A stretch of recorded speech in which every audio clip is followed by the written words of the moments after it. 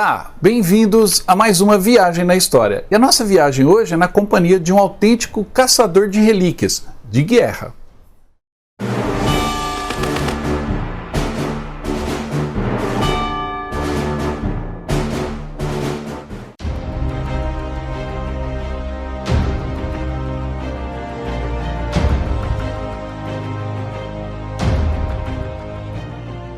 Hoje estamos recebendo aqui no Viagem na História mais um convidado. E esse convidado é o Nestor Magalhães. Nestor Magalhães é um caçador de relíquias de guerra. Nestor Antunes de Magalhães é segundo tenente reformado do Exército Brasileiro e serviu os últimos anos de sua vida profissional no Museu do Comando Militar do Sul. Nestor é membro da Academia de História Militar Terrestre do Brasil e mergulhador com 4 especializações. É também submarinista honorário da Marinha do Brasil e foi outorgado com a Medalha Mérito Tamandaré e escreveu também 3 livros sobre suas aventuras pelos locais históricos ao redor do mundo. Precedido por um currículo como esse, você já sabe que o Nestor tem muita história para contar. Mas vamos deixar que ele mesmo se apresente e dê as boas-vindas aqui no canal. Nestor, bem-vindo ao Viagem na História. Olá, amigos do canal Viajando na História.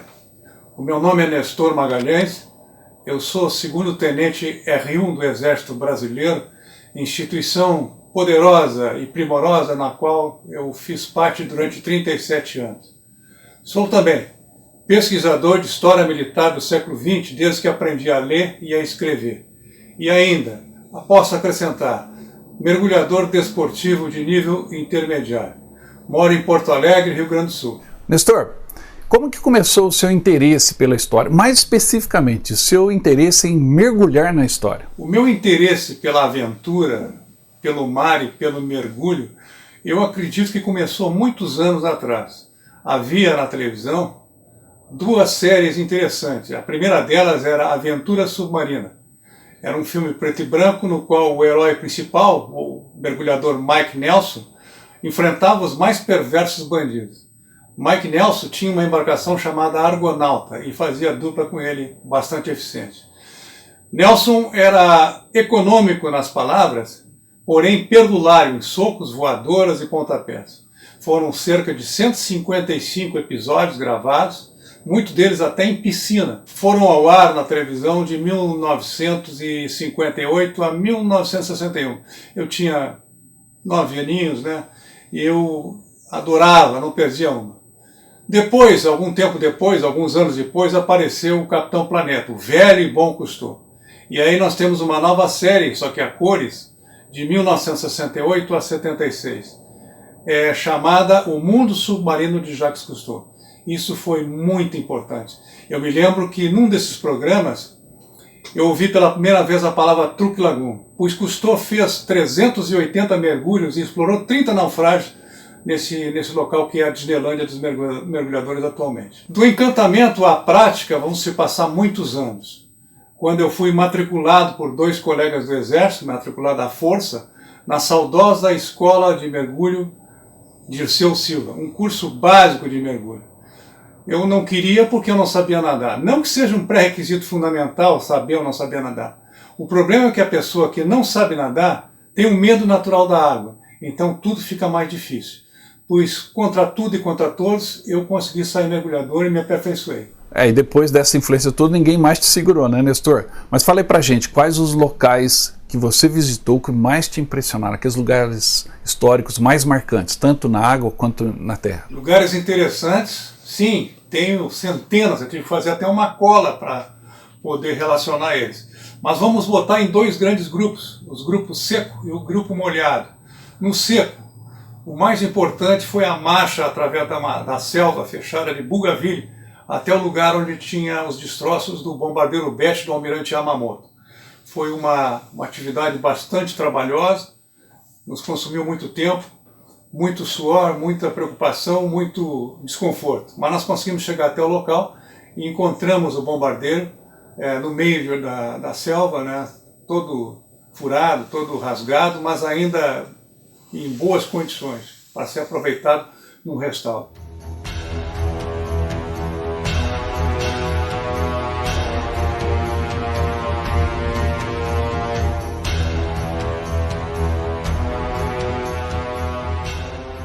Um outro lugar seco interessante foi que eu fui a El Alamein, e dali, com a viatura, nós fomos deserto ocidental afora, atrás da pirâmide, local marcado onde caiu o corpo do capitão Marcel.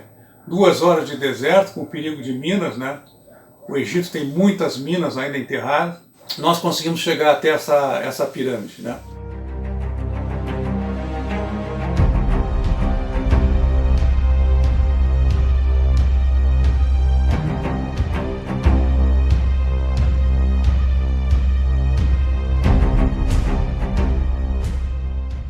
Puxa, Nestor, essa aventura na selva para chegar no avião do Yamamoto deve ter sido muito difícil, né, essa expedição. E assim como em El Alamein, eu já estive em El Alamein, até eu vou deixar aqui no descritivo desse programa o link para quem quiser ver a nossa visita ao museu e ao campo de batalha de El Alamein. Mas você foi num lugar específico em El Alamein, onde caiu o avião do Marcel, realmente muito legal.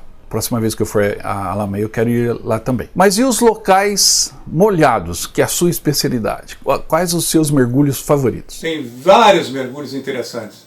Eu estive em Scapa-Flow, mergulhando em 3 encoraçados e 4 cruzadores alemães, restos da antiga esquadra de alto mar que está lá no fundo. Uma água fria, uma água escura. Depois, um outro lugar interessante foi Narvik, onde nós mergulhamos nos restos de um hidroavião Dornier e em 2 destroyers alemães. Depois tem, interessante, vamos ver, Normandia. Eu mergulhei num Sherman, um naufrágio de um Sherman no fundo do Canal da Mancha, na praia de Omaha. Mais interessante, no Mar Vermelho, o SS Tchistergorn, e depois em Vanuatu, o SS Presidente Colidis. Foram 2 mergulhos interessantíssimos, 2 locais singulares.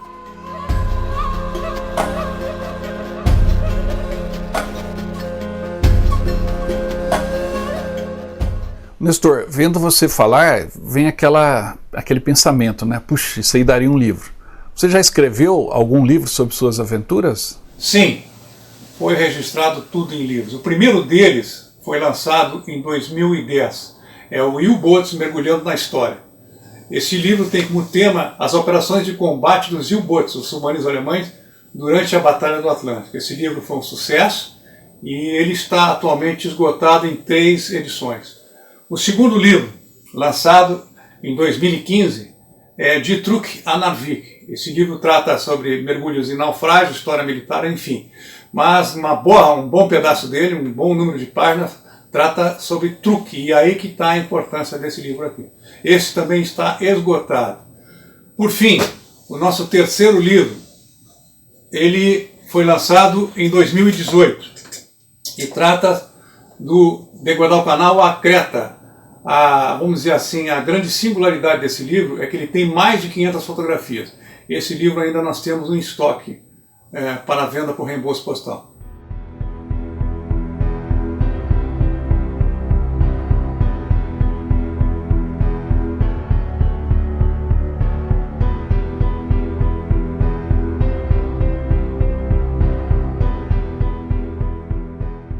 Realmente muitas histórias para contar. E eu gostaria de agradecer ao Nestor, porque ele mandou um para nós aqui, do Viagem na História. Esse vai para a minha biblioteca, de Guadalcanal a Creta. É fantástico, você não consegue parar de ler esse livro. E o Nestor vai mandar para a gente mais um livro desse, além desse que eu já falei da minha coleção, mais um para a gente sortear para os nossos inscritos. Não é isso, Nestor? Valeu, Nestor. Mas aproveitando, além dos livros que realmente imortalizaram suas aventuras, você com certeza trouxe muitas relíquias desses locais, não é isso, Nestor? Objetos, fragmentos de história, sempre que possíveis, vieram comigo na mala. Uma das mais importantes peças da minha coleção é esse capacete de aço japonês que veio de Guadalcanal. Imagine a história que está embutida aqui dentro, nessa superfície enferrujada. Ele estava num buraco no meio da selva, coberto de ervas daninhas, coberto de cipós, enfim. Ele foi resgatado por um morador e a gente fez negócio. Uma outra peça importantíssima, talvez a mais importante da minha coleção, é esse M40 alemão. Esse aqui veio de Volgogrado, veio da Batalha de Stalingrado. Ele foi coletado, foi desenterrado por um garimpeiro no campo de batalha. Lá existem pessoas que vivem disso, que passam detetor de metais em toda parte, né, que foi campo de batalha, desenterram e vende para pessoas interessadas, pessoas aficionadas. Isso é um M40 alemão, ele está com um resto de tinta verde aqui ainda, dá para notar. E ele foi vendido com terra preta de Stalingrado no seu interior. Essa é a peça mais valiosa da minha coleção. Eu posso mostrar para vocês um capacete inglês modelo Broad MK2. Ele estava enterrado no fundo da Praia Gold, na Normandia, nas proximidades dos destroços do Porto Artificial Mulberry. Só aparecia essa bainha inox sobre o fundo e eu puxei por aqui e tirei ele do fundo do mar. Mas tem mais objetos, mais história. Por exemplo, aqui nós temos dois pedaços. Um pedaço do casco de aço do U-853 e aqui um pedaço do deck de madeira desse mesmo submarino. Foi aquele que nós mergulhamos na região de Block Island, nordeste dos Estados Unidos. Ainda para vocês, a colher do Tirpitz foi coletada nos destroços do encoraçado Tirpitz, navio que está ao largo, naufrágio que está ao largo da ilha Racoy. Ele foi desmantelado depois da guerra, mas ficou muita coisa no fundo. Essa colher é interessante que ela tem a cruz suástica e a águia nazista e a letra M de Marine. Uma outra peça interessante é esse cartucho 7,7 mm da metralhadora japonesa tipo 92. Isso aqui veio de Truk Lagoon. Mais uma peça muito legal, e a menor da coleção, é esse cartucho .44 Winchester. Ele estava a bordo no porão do Itapajé, navio brasileiro, que foi torpedeado em 1943 pelo submarino U-161 e afundou ao largo do estado de Alagoas. Ele transportava milhares de cartuchos .44 Winchester de forma irregular. No manifesto de carga desse navio não consta essa munição. Ele fazia uma rota Rio de Janeiro, Recife, Salvador até Belém do Pará, onde ia descarregar isso aqui. Naquela época havia muita Winchester dessas de alavanca nos seringais. E eu acredito que a munição seria para isso. Mais uma peça interessante, um pouquinho da areia coletada na base da pirâmide que marca o local onde caiu o corpo do capitão Marcel em setembro de 1942.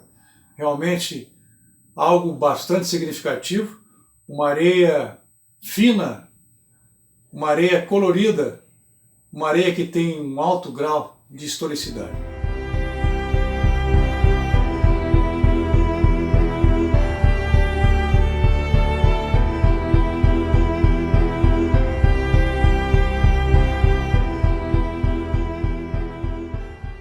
E você coletou também, diretamente, como você já mostrou alguns aí, essa questão especial dos capacetes. E eu sei que você tem uma coleção de capacetes que participa até de exposições, não é isso, Nestor?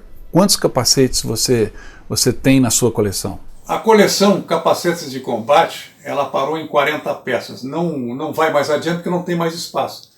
Mas ela começou de forma bastante despretensiosa, ganhando uma peça, comprando outra, trocando, enfim. Eles formam uma linha histórica de 1915 a 1998.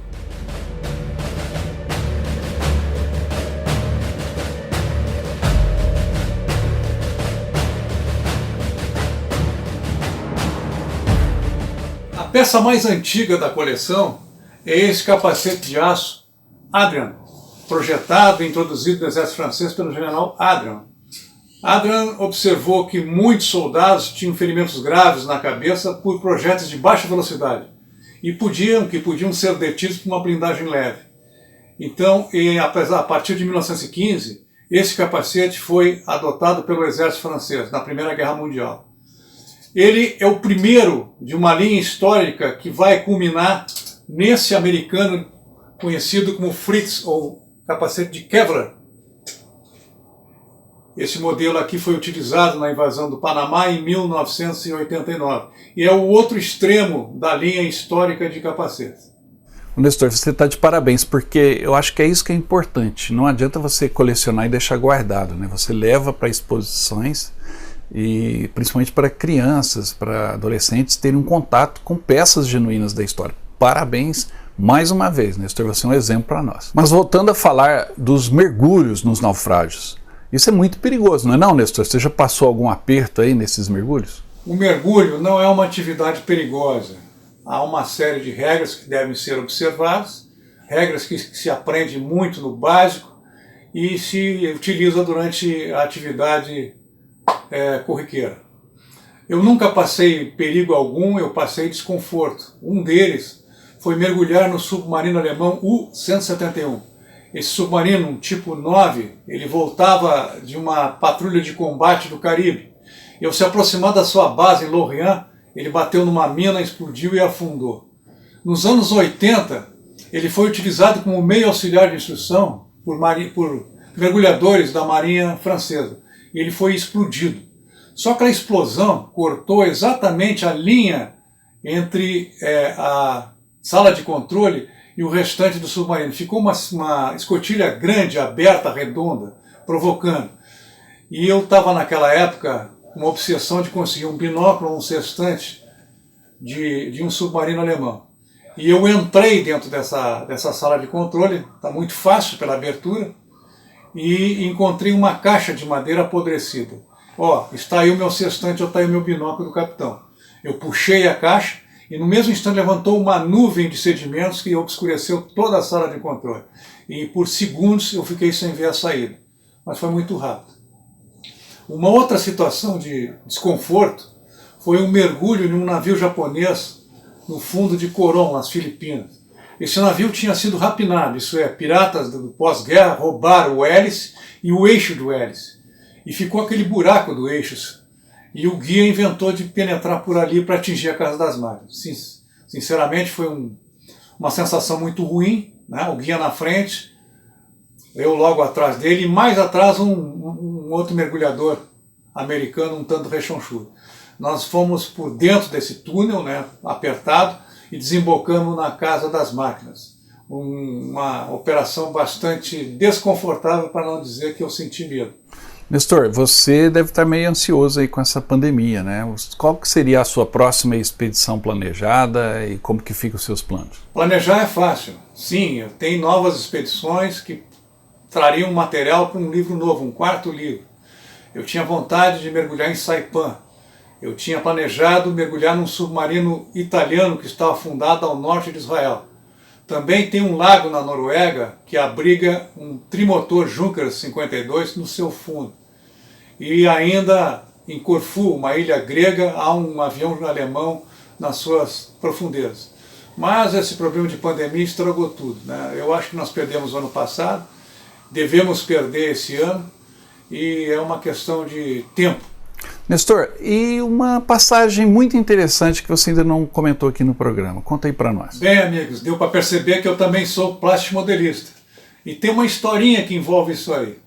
Eu estava na costa leste americana, no estado de Rhode Island, para mergulhar no naufrágio de um submarino alemão tipo 9, o U-853. Nós partimos de Goiânia bem cedo, numa embarcação própria para mergulho. Éramos 4 mergulhadores, mais o piloto da lancha, e alcançamos a posição do naufrágio, que era no través da ilha de Block Island. Os 2 primeiros mergulhadores desceram com um cabo e amarraram esse cabo numa boia e a ponta, a outra extremidade, na proa do submarino. E ali colocaram uma lâmpada estroboscópica. Eu desci com o meu guia, nós fomos direto para a proa, o submarino estava na posição de navegação normal, e nós começamos a nadar sobre o deck em direção à popa. Em determinado momento, o guia pediu para ver o meu suprimento de ar. Não gostou, porque achou que tinha um consumo elevado, e determinou que eu voltasse e subisse pelo cabo. Então, eu tinha que achar o cabo, eu tinha que achar a proa e a lâmpada estroboscópica. Eu voltei. A facilidade foi que eu sabia de cor todas as peças desse tipo 9 que está aqui em casa, porque eu vejo ele todos os dias. Então, mesmo sem ter uma visibilidade boa, eu fui caminhando, né, ou melhor, nadando na horizontal sobre esse deck, vendo primeiro a escotilha de carregamento de torpedos de popa, agora eu vou ver a parte onde trava o canhão 37, agora eu vou ver a torre, enfim, todas as estruturas que compõem o deck do submarino na sua sequência, eu fui achando, encontrando, até que a última delas, eu lembro, era a escotilha de carregamento da proa. E logo após, levantando os olhos na escuridão, deu para ver a luz estroboscópica piscando, e eu subi sem problema algum o cabo até a embarcação de apoio. Poxa, Nestor, você tem um verdadeiro tesouro aí na sua casa, né? O que mais que você pode mostrar para a gente? Este é um lado da parede do meu quarto, lugar que tem muita inspiração, lugar onde eu escrevi 3 livros, meus capacetes, os meus aviões na escala 1:32, um Stuka, um Zero, um Enkel, um Arado e um Messerschmitt 109G. Aqui embaixo nós temos um submarino tipo 23 na escala 1:35, enorme.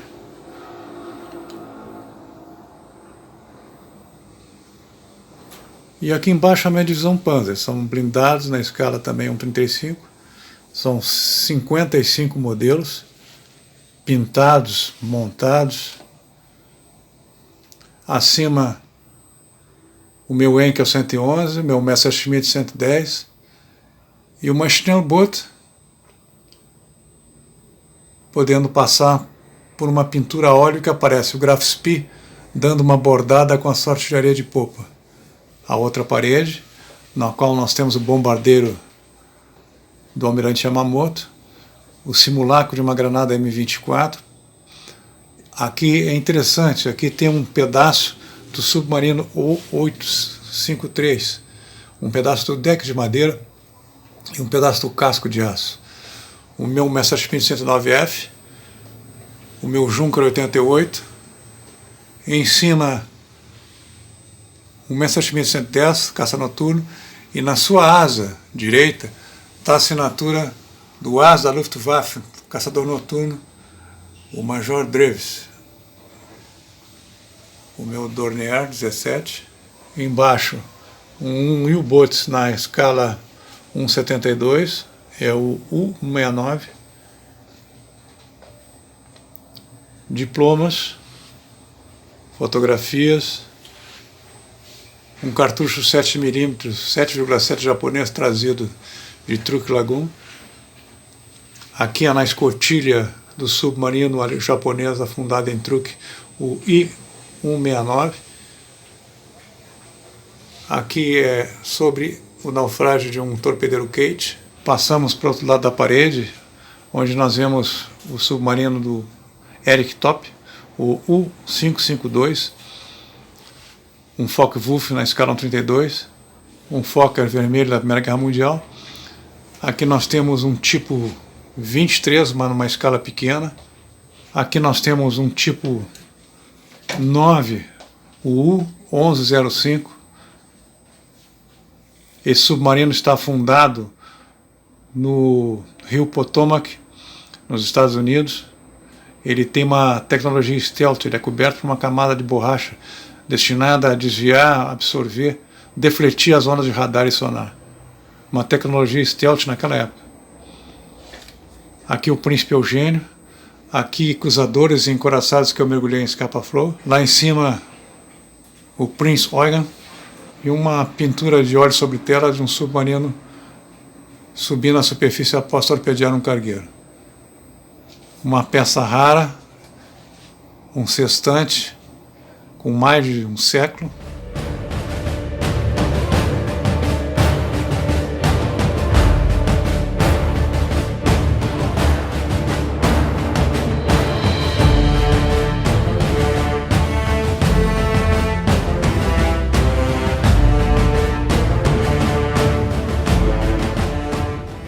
Olha, Nestor, a gente nem viu passar aqui a gravação do programa. Eu acho que o nosso inscrito que assistiu também viajou com você junto nessas histórias incríveis. Parabéns! Mais uma vez repetindo, você é um exemplo para nós que gostamos de história e gostamos de viver história, porque pesquisar na internet é fácil, né?